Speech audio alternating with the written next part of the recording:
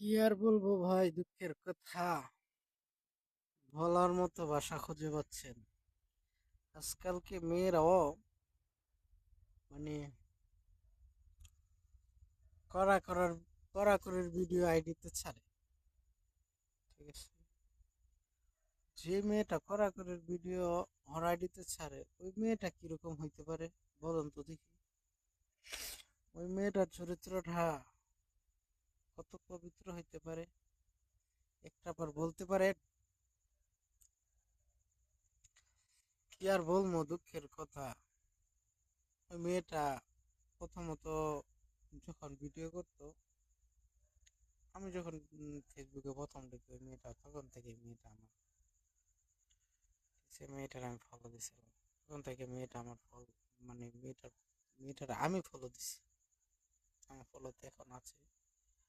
ওই মেয়েটা ভিডিও ছাড়ে এখন দেখলে ভাই, দুধের যেগুলো সাইজ, ঠিক আছে, যদি মানে দোয়ানো যাইতো, যদি দোয়ানো যাইতো, না হইলে মনে করেন 10 থেকে 12 কেজি দুধ দোয়ানো যাইতো। হ্যাঁ, আর মনে করেন যে ওনার আইডিতে যত অঙ্গি ভঙ্গের যত ভিডিও আছে, মেয়ে মানুষে আহ, এইসব ধরনের পিক আপনার মোবাইলে ছাড়বেন কি? এইসব ধরনের পিক আপনার মোবাইলে ইউজ করতেছেন কি? আপনি তো একটা মেয়ে মানুষ, ভদ্রতা বোঝান। ছেলে হইলে মানানো যায়, ঠিক আছে, একটা মেয়ে মানুষ নিজের নিজের সম্মান নিজে কেন কমাচ্ছে, সেটাই বুঝছেন। কিছু বলার নাই। মানে এখন বর্তমান যুগের মেয়েরা হচ্ছে ছেলে, ছেলেরা হচ্ছে মেয়ে। ঠিক আছে, ছেলেরা হচ্ছে মেয়েদের দায়িত্ব পালন করতেছে, আর মেয়েরা হচ্ছে ছেলেদের দায়িত্ব পালন করতেছে, এরকম বাংলাদেশ।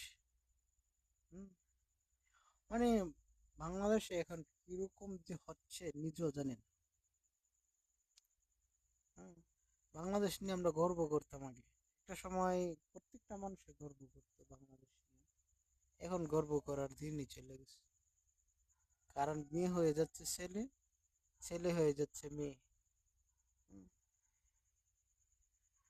কি আর করার যাইব, ডিজিটাল যুগ, ডিজিটাল। কথায় আছে না, যে এরকম যুগ, সেরকম যুগের সাথে তাল মিলিয়ে চলতে হয়, সেটাই করছে বাংলাদেশের হেরা। তবে ভাই একটা জিনিস দিয়ে বর্তমানে সুখী আছি, কোন দিক দিয়া, বর্তমানে সৌদি আরবে আছি।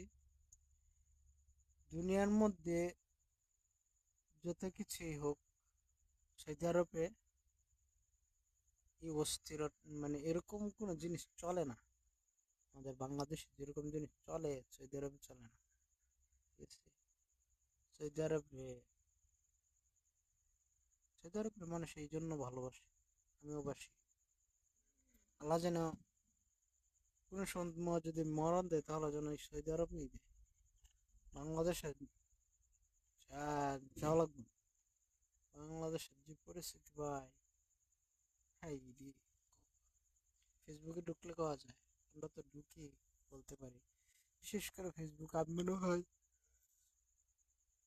মনে হয় 24 ঘন্টার মধ্যে না হইলো 10 ঘন্টা তো আমার থাকাই পড়ে। 10 ঘন্টা এভারেজ, 10 ঘন্টা থাকা পড়ে, 12 ঘন্টা বাদ দিলাম এভারেজ। দিনে, রাত্রে, সবচেয়ে বেশি থেকে রাত্রে।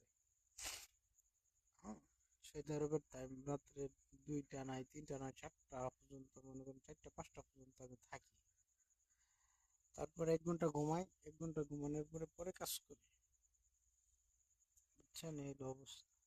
ভিডিওই দেখি বেশিরভাগ, এইসব ভিডিও, মেয়েদের ভিডিও দেখি।